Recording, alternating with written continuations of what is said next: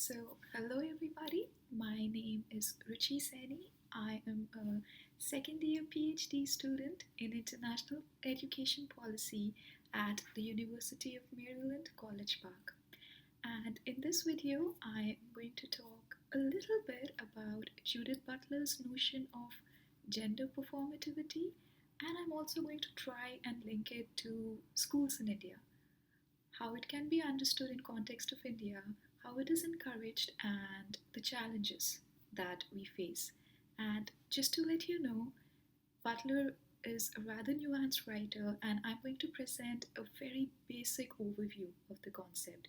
And in case you're interested to know more about it, I would recommend that you read the book The Gender Trouble by Judith Butler. So, here we go.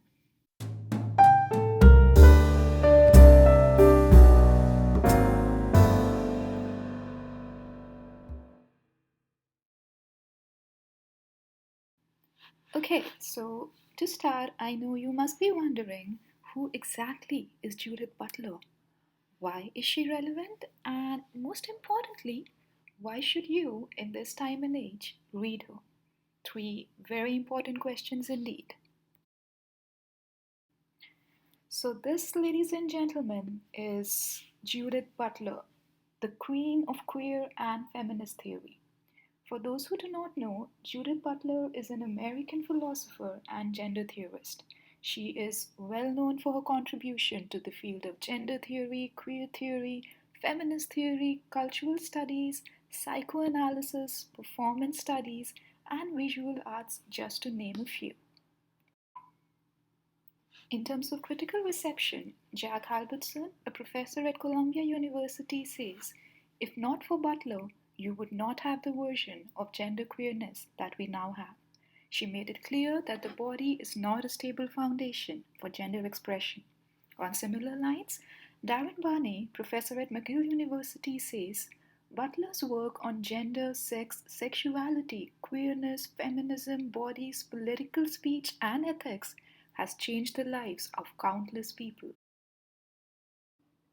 Some of the topics that Butler deals with in her work are power and resistance, sexuality and masquerade, subjectivity, identity, and desire.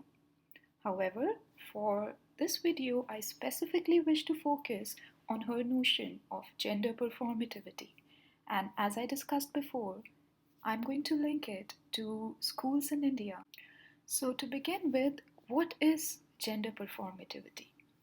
In her book Gender Trouble, Butler says gender is the repeated stylization of the body, a set of repeated acts within a highly regulatory framework that congeal over time to produce the appearance of substance, of a natural sort of being.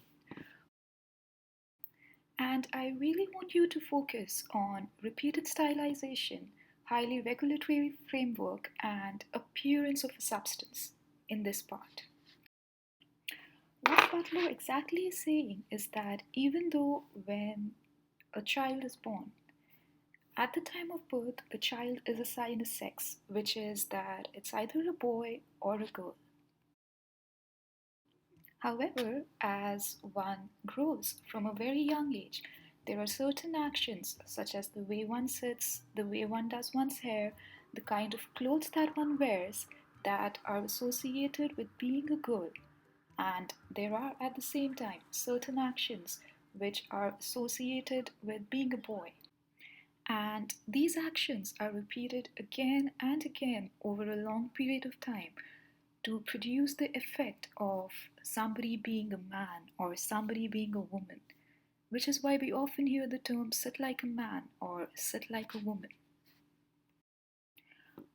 So let us look at it this way. Conventionally, it is often thought that being a male is the cause which produces the effect of masculinity, and similarly, being female is the cause that produces the effect of femininity.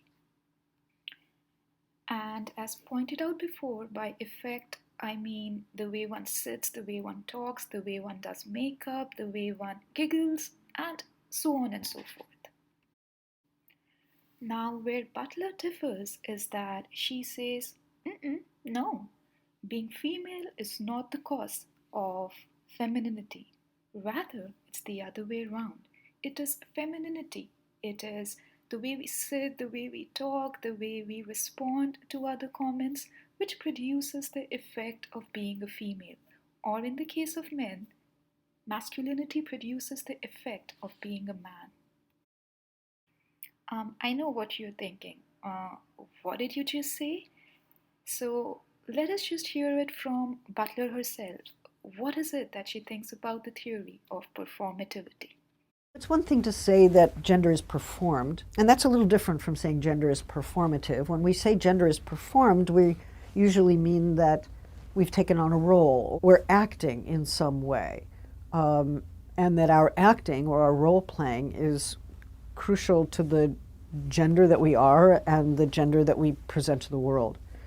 To say that gender is performative is a little different because for something to be performative means that it produces a series of effects.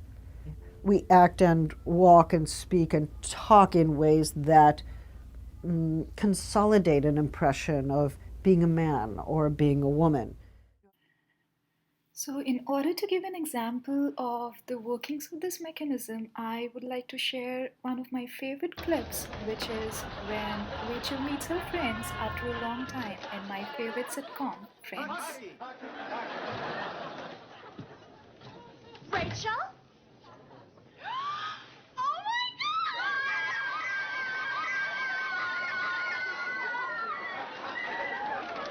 I swear I've seen birds do this on Wild Kingdom.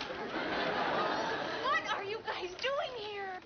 So, this idea of girls giggling and shrieking and laughing when they meet is a rather common one in media, in real life, and Butler would argue that this is not the effect of being a female, rather, it produces the effect of being one. For instance, can you even imagine guys giggling like that? That would be weird, right? But Butler would say we need to question why would it be weird? I mean, why can't guys giggle like that? And if it is completely random, why do only women do that? These are the kind of questions that she asks us to think about. So, now I'm going to talk a little bit about gender performativity in schools in India, how it can be harmful, and how it is encouraged. So, while there are three ways through which schools in India tend to encourage performativity through what students read, what they observe, and how they behave with each other, in this video I'm specifically going to give some examples of the kind of texts that students in schools in India are exposed to. So, to begin with, Kalia, who's a professor of sociology at Buffalo State University, carried out an analysis of 20 Hindi and 21 English textbooks, and he found out that out of the 188 lessons, 114 lessons had male subjects, whereas only 13 featured leading women characters. In an article in the Hindu, the author carried out an analysis of class 2 to 5 textbooks, which showed men as overwhelmingly engaged in outdoor activities, as heads of family, as lazy and violent, whereas the female characters were confined indoors, were busy with domestic chores, and were seen as the primary caregivers. For instance, this is the book cover of an English textbook which is prescribed by NCRT and used by a number of schools across the country. Now, in this book cover, you can see that you have the boy holding a ball, playing with it apparently, and you have the girls engaged in stereotypically feminine things. They are tending to the flowers, playing with a cute little bunny, and obviously dressed in pink. The boy is dressed in blue. So, this is the content page of Class 12 NCRT English textbook, and when I would teach it back home, I was surprised because majority of the chapters had male characters, only two of them had female characters. So, for instance, the very first chapter, which is called The Last Lesson, is actually about a French teacher and the problems he faces because of the Second World War. The second chapter is about two boys who stay in a slum and the challenges that they face. And I know what some of you might be thinking. So what?